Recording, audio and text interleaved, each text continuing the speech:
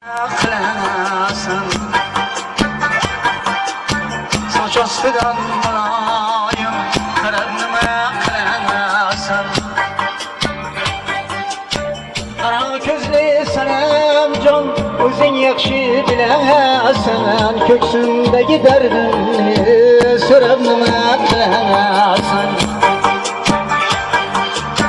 Kara gözlü senem can özün yakşı bilesen köksündeki derdini sürevnime kılasan Söz ya söz kulağıma kılasan Seni de beni de kıynağıma kılasan Kara gözlü senem can özün yakşı bilesen köksümde giderdimni sürevnime kılasan